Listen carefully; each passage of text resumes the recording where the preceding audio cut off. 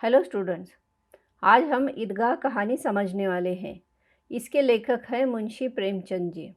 ईदगाह एक ऐसी जगह होती है जहां मुसलमान नमाज सिर्फ ईद के दिन पढ़ते हैं।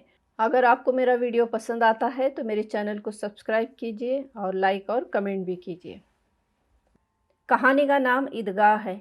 तो कहानी में स्टार्टिंग में ये बताया गया है कि रमज़ान के 30 महीने पूरे हुए हैं और ईद का दिन आया है। यहाँ ईद के दिन सुबह कितनी अच्छी थी, इसका वर्णन किया गया है।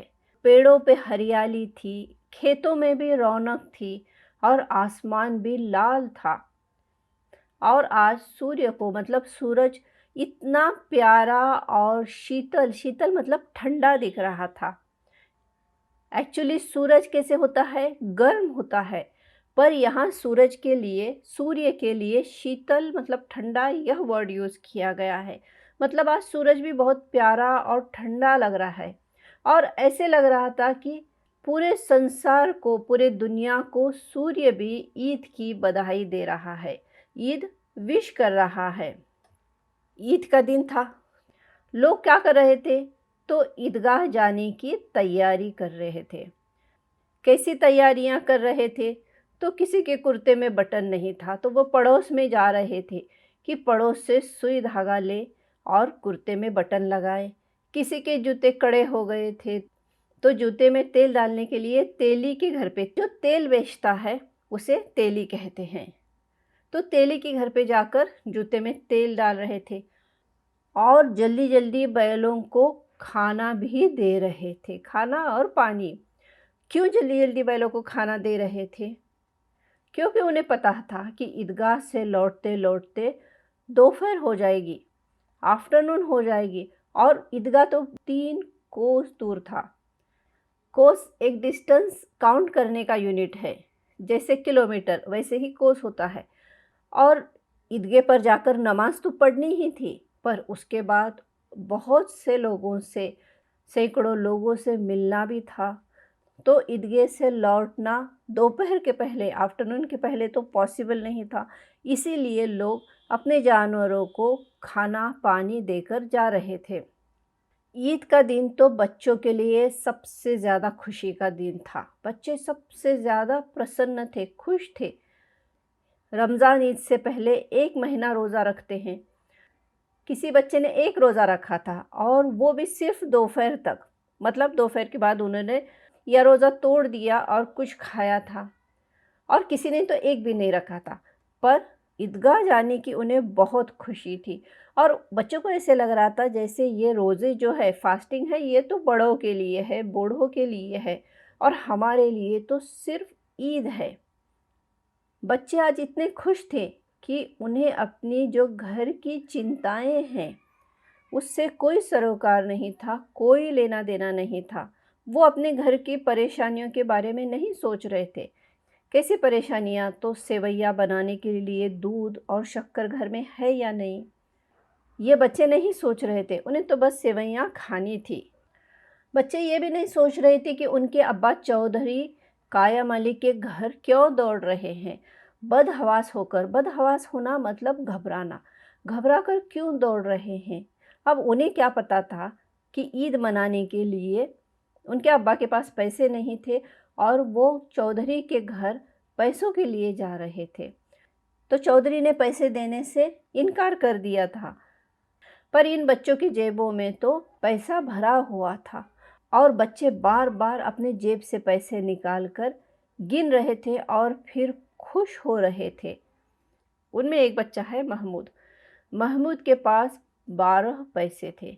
दूसरा मोहसिन, मोहसिन के पास 15 पैसे थे। 12 पैसे मतलब 12 आना और 15 पैसे मतलब 15 आना। और उन्हें ऐसे लग रहा था कि हमारे पास तो अनगिनत पैसा है। अनगिनत मतलब जिसे गिना नहीं जा सकता, जिसे काउंट नहीं कर सकते, इतना पैसा है। और बच्चे सपने सजा रहे थे कि हम इस अनगिनत पैसे में से अनगिनत चीज़ें खरीदेंगे। क्या खरीदेंगे? तो खिलौने, मिठाइयाँ, बिगुल, गेंद और न जाने क्या क्या खरीदी की सोच रहे थे। मतलब टॉयज़, स्वीट्स, बॉल, ये सब खरीदने की सोच रहे थे। और इन सब बच्चों में और एक बच्चा था, उसका नाम था हमीद।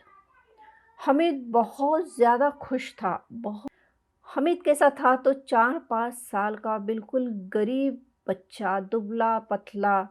और हमीद के पिता की डेथ 1 वर्ष पहले ही हो गई थी। उनकी मृत्यु हैज़े से हुई थी। हैज़ा मतलब कॉलरा। उसके माँ की भी मृत्यु हो गई। माँ पीली हुई थी। पीली हुई थी तो शायद उन्हें पीलिया होगा। पीलिया मतलब जॉन्डिस। तो जॉन्डिस की वजह से उनकी भी डेथ हो गई थी। तो हमीद के माता और पिता दोनों नहीं थे। दोनों की मृत्यु हो गई थी। तो वो किसके साथ रहता था? तो वो अपनी बूढ़ी दादी अमीना के साथ रहता था।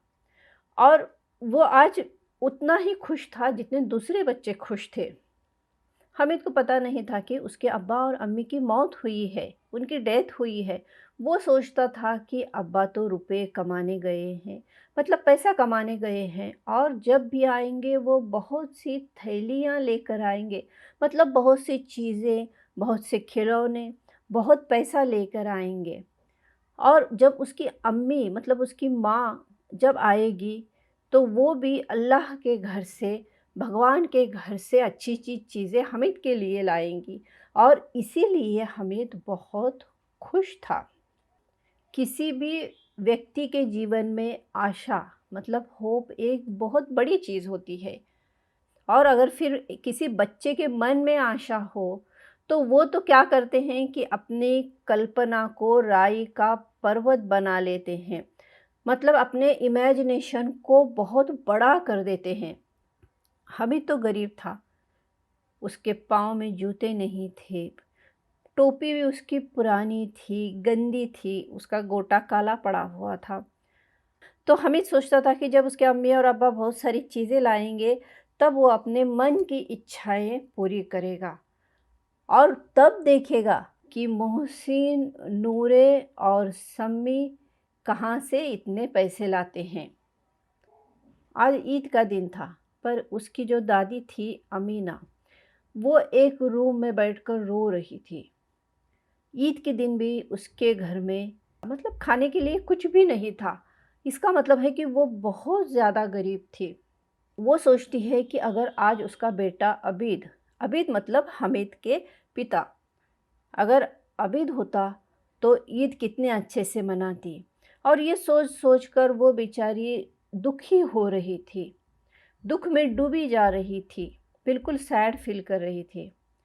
अब वो मन में सोचती कि ये क्यों आई है और उसका इस घर में क्या काम, मतलब मेरे पास तो पैसा नहीं है, खाने के लिए अनाज नहीं है, मेरा बेटा नहीं है, बहू मर गई है, तो फिर ये ईद क्यों आई है। मतलब अमीना अंदर से बहुत ज़्यादा दुखी थी। पर हामिद को क्या पता था कि उसके माता पिता मर गए हैं, और मरने का मतलब भी वो नहीं समझता था। तो वो तो बिल्कुल अंदर से खुश था और आशावादी भी था, उसे होप थी। अमीना सोचती है कि भले विपत्ति, विपत्ति मतलब संकट, तकलीफ़ें, कितने भी संकट या तकलीफ़ें आए, हामिद की जो आनंद भरी चितवन, चितवन मतलब दृष्टि, नज़र, तो हामिद की जो खुशियों से भरी हुई नज़र है, दृष्टि है, वो पूरे विपत्ति का नाश कर देगी, पूरे संकट का नाश कर देगी। अमीना ये सब सोच रही थी और दुखी हो रही थी। इतने में हामिद अपने दादी के पास आया और कहने लगा कि तुम डरना नहीं अम्मा, और मैं सबसे पहले आऊँगा। अमीना का दिल तो दुखी हो रहा था, क्योंकि वो सोच रही थी कि गांव के सभी बच्चे अपने अपने पिता के साथ ईदगाह जाएंगे, पर हामिद के तो पिता नहीं है। हामिद की लाइफ में सिर्फ अमीना ही थी, तो अमीना ही उसकी बाप थी। तो वो अकेले कैसे उसे जाने देगी, इतनी भीड़ भाड़ होगी, अगर बच्चा कहीं खो गया या उसे कुछ हो गया तो। फिर ईदगाह 3 कोस दूर था। हामिद इतनी दूर कैसे चलेगा। अमीना सोचती कि अगर मैं जाती तो मैं उसे थोड़ी देर गोद में लेती, पर यहाँ सेवैयाँ कौन बनाएगा। सेवैयाँ एक स्वीट डिश होती है जो ईद के दिन बनाते हैं। तो वो सोचती कि सेवैयाँ कौन बनाएगा, और सबसे पहली बात तो सेवैयाँ बनाने के लिए जो सामग्री चाहिए होती है, जो चीज़ें चाहिए होती हैं, वो अमीना के पास नहीं थी। तो उसे चीज़ें जमा करने से लेकर शुरू करना था।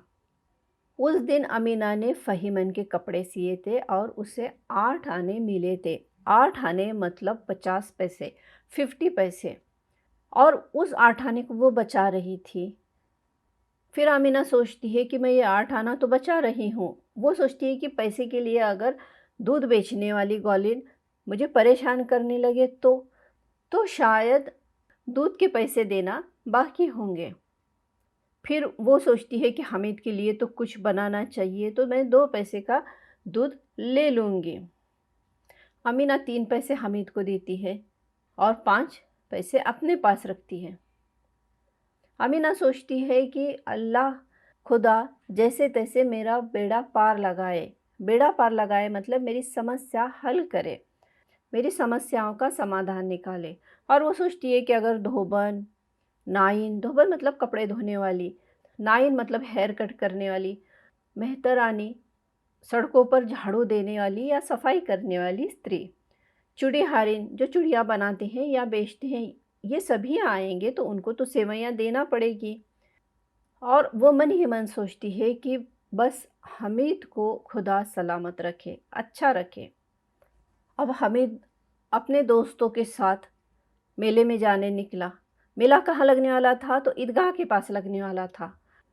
सभी बच्चे दौड़कर जाने लगे और हामिद के पैरों में तो जैसे पर लग गए थे, मतलब वो बहुत ज़ोर से दौड़ रहा था।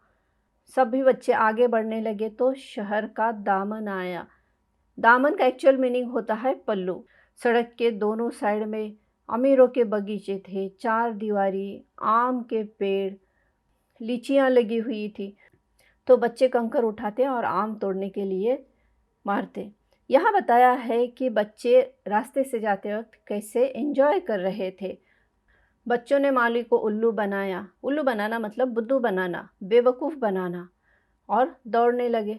अब बड़ी इमारतें आने लगी। कैसी इमारतें? तो अदालत की, कॉलेज की, क्लब, कोर्ट, कॉलेज, क्लब, ये सब आने लगे। बच्चे सोचते हैं कि इन कॉलेजों में कितने लड़के पढ़ते होंगे, और फिर सोचते हैं कि नहीं, लड़के नहीं, यहाँ तो बड़े आदमी हैं, उनकी बड़ी बड़ी मूछें हैं। और बच्चे सोचते हैं कि वो इतना क्यों पढ़ते हैं, इतना पढ़कर क्या करेंगे। हामिद के मदरसे में भी 2-3 बड़े लड़के थे और बिल्कुल काम से जी चुराने वाले थे, मतलब उन्हें काम करना पसंद ही नहीं था। तो हामिद सोचता है कि जैसे बड़े लड़के मेरे मदरसे में हैं वैसे ही शायद ये भी होंगे। बच्चे आपस में बात करते हैं कि यहाँ शाम में बैट बॉल खेला जाता है, मतलब क्रिकेट खेला जाता है, और मेमे भी खेलती हैं। मेमे मतलब फॉरेनर, जो ब्रिटिश वुमन होती थी वो भी खेलती थी। तो फिर महमूद और मोहसिन कहते हैं कि मेरे अम्मी बहुत काम करते हैं पर उन्हें बैट पकड़ते नहीं आएगी। बच्चे फ़ॉरेन के औरतों के बारे में डिस्कस करते हैं कि वो कैसे बाकी काम नहीं कर सकती जो इनकी माएँ कर सकती हैं। और बच्चों की जब आपस में बात चलती है तभी हलवाइयों की दुकानें शुरू होती हैं। खूब सजी हुई होती है, वहाँ तरह तरह की मिठाइयाँ होती हैं। तो बच्चे आपस में बात करते हैं कि यह मिठाइयाँ जिन्नात रात में आकर खरीद कर ले जाते हैं। जिन्नात मतलब जिन, जिन मतलब भूत प्रेत आदि। जिन का प्लूरल जिन्नात हो जाता है। बच्चे डिस्कशन करते हैं कि कैसे जिन्नात होते हैं। वो रात में आते हैं, रात में आकर मिठाइयाँ खरीद कर ले जाते हैं, और वो इतने पावरफुल होते हैं कि वो कोई भी ख़जाना ले सकते हैं, लोहे के दरवाज़े तोड़ सकते हैं, मतलब आयरन के दरवाज़े भी उन्हें रोक नहीं सकता। उनके पास हीरे जवाहरात, मतलब उनके पास बहुत डायमंड ज्वेलरी होती है, वो कहीं से कहीं भी जा सकते हैं। और बच्चे कहते हैं कि जिन इतना बड़ा होता है कि अगर वो ज़मीन पे भी खड़ा हो जाए तो आसमान तक जा सकता है, किसी एक लोहे में भी घुस सकता है। तो यहाँ बच्चे जिन के बारे में जो उनकी इमेजिनेशन है उसे डिस्कस करते हैं। अब मोहसिन कहता है कि जो चौधरी साहब हैं ना, वो जिन को कंट्रोल कर सकते हैं और इसीलिए उनके पास बहुत पैसा है। अब इसे साबित करने के लिए वो एक एग्ज़ाम्पल देता है कि किसी जुमराती कोई औरत है, उसका बछवा, बछवा मतलब गाय का मेल बेबी, नर बच्चा खो गया था, और चौधरी साहब ने बताया कि वो किसी मवेशी खाने में है। मवेशी खाना मतलब पशुशाला, जहाँ जानवरों को रखा जाता है। चौधरी साहब जिनको कंट्रोल कर सकते हैं, इसीलिए उनके पास बहुत पैसा है। अब इसके आगे जैसे ही बच्चे पुलिस लाइन से जाते हैं, वहाँ कांस्टेबल को कवायद करते हुए देखते हैं। कवायद मतलब परेड करते हुए। अब बच्चे कांस्टेबल पे डिस्कशन करते हैं। बच्चे सोचते हैं कि कांस्टेबल जो होते हैं वो लोगों के सेफ्टी के लिए होते हैं, रात में राउंड पर होते हैं। पर मोहसिन बताता है कि ये पहरा नहीं देते, तो ये तो चोरी करते हैं। और वो अपने मामू का एग्ज़ाम्पल देता है कि उसके मामू को 20 रुपया तनख्वाह है, पर वो घर 50 रुपये भेजते हैं। और उसके मामू उसे अपनी अच्छाई बताते हुए कहते हैं कि हम लोग चाहो तो एक दिन में लाखों रुपए ला सकते हैं, पर हम थोड़ा ही लेते हैं, क्योंकि हमारी बदनामी भी न हो और हमारी नौकरी भी न चली जाए। फिर आगे बच्चे डिस्कशन करते हैं कि अगर ये हराम का माल है, मतलब गलत तरीके से कमाया हुआ है, तो किसी ना किसी दिन वो ख़त्म हो जाएगा। जैसे उसके मामू के घर में आग लग गई और जितना भी पैसा पूंजी थी सब जल गया और एक बर्तन मतलब एक यूटेंसिल तक न बचा। तो मामू कई दिनों तक पेड़ के नीचे सोते थे और फिर कहीं से उन्होंने 100 रुपये कर्ज लिए और बर्तन भी किराए पे लाए, जो यूटेंसिल्स थे वो किराए पे लाए। अब बच्चे डिस्कशन करते हैं कि 100 रुपया कितना होता है, 50 रुपया कितना होता है, एक थैली या 2 थैली। अब ईदगाह जाने वाले लोग दिखने लगे। लोगों ने भड़कीले कपड़े पहने हुए थे, मतलब रंग बिरंगी डार्क कलर के कपड़े पहने हुए थे। कुछ लोग तांगे पे आ रहे थे। लोगों ने इत्र लगाया था, मतलब परफ्यूम था। तो जो ग्रामीण लोग थे, गांव के लोग थे, वो अपनी विपन्नता मतलब गरीबी को भूलकर संतोष और धैर्य के साथ ईदगाह की तरफ जा रहे थे। कुछ लोग गाड़ियों में आ रहे थे। हामिद तो एक मोटर के एक गाड़ी के नीचे आते आते बच गया। अब ईदगाह दिखने लगा। पक्का फर्श था और उस पर एक जाजिम बिछाया हुआ था। जाजिम मतलब एक तरह की चादर होती है। लोग एक लाइन में नमाज़ पढ़ने के लिए खड़े हुए थे। कुछ लोग जो पीछे से आ रहे थे वो लास्ट पीछे की कतार में मतलब पीछे के लाइन में खड़े हुए, क्योंकि आगे जगह नहीं थी। अब यहाँ कोई नहीं देख रहा था कि किसके पास कितना धन है, कितना पैसा है, क्या पद है, मतलब क्या स्टेटस है, क्योंकि इस्लाम की निगाह में सब बराबर हैं। इस्लाम ऐसे मानता है कि हर आदमी इक्वल है, हर व्यक्ति इक्वल है। लोगों ने वज़ू की। नमाज़ पढ़ने से पहले जो हाथ पाँव और मुंह धोते हैं उसे वज़ू कहते हैं। तो वज़ू करने के बाद ही नमाज़ पढ़ते हैं। तो लोगों ने वज़ू की और नमाज के लिए खड़े हो गए। लेखक नमाज की खूबसूरती डिस्क्राइब करते हुए कहते हैं कि कितना सुंदर संचालन है। संचालन मतलब कंडक्ट और सुंदर व्यवस्था मतलब मैनेजमेंट। लेखक ने क्यों कहा है कि नमाज में एक अच्छा संचालन मतलब एक अच्छा कंडक्ट और अच्छा मैनेजमेंट होता है? क्योंकि लाखों सिर एक साथ झुकते हैं, सिजदे में झुकते हैं। सिजदा मतलब अल्लाह के आगे माथा टेकना, खुदा के आगे सिर झुकाना। तो नमाज एक ऐसी एक्टिविटी है जहाँ लाखों लोग एक साथ सिर झुकाते हैं, एक साथ खड़े होते हैं। और ऐसा कितने बार करते हैं? कई बार करते हैं। मतलब इतनी यूनिफॉर्मेलिटी होती है, बिल्कुल एक जैसा एक्शन लाखों लोग, वो भी चुपचाप रहकर बगैर आवाज़ के करते हैं। तो लेखक ऐसा कहते हैं कि जब लोग नमाज़ पढ़ते हैं तो उन्हें देखकर ऐसा लगता है कि जैसे लाखों बत्तियाँ एक साथ प्रदीप्त हो, मतलब लाखों लाइट्स, लाखों लैंप एक साथ जल रहे हैं। प्रदीप्त हो मतलब जल रहे हैं और एक साथ बुझ रहे हैं। और यही क्रम, यही सीक्वेंस चलता रहता है। लेखक कहते हैं कि लाखों लोगों को एक साथ नमाज पढ़ते हुए देखना कैसा है? तो उससे मन में एक श्रद्धा, श्रद्धा मतलब फेथ, और गर्व मतलब प्राइड, आत्मानंद मतलब आत्मा को खुशी मिलती है। तो लाखों लोगों को एक साथ नमाज पढ़ते हुए देखना मतलब एक फेथ है, एक प्राउड है, और मन को, आत्मा को खुशी दे देती है वो। ऐसे लगता है मानो ये सभी लोग, लाखों लोग भातृत्व, भातृत्व मतलब भाईचारा, भाईचारा के एक लड़ी में पिरोए हुए हैं। मतलब इन लोग में बहुत भाईचारा है। इस चैप्टर का ये फर्स्ट पार्ट है। नेक्स्ट पार्ट में हम इसके आगे का चैप्टर समझेंगे।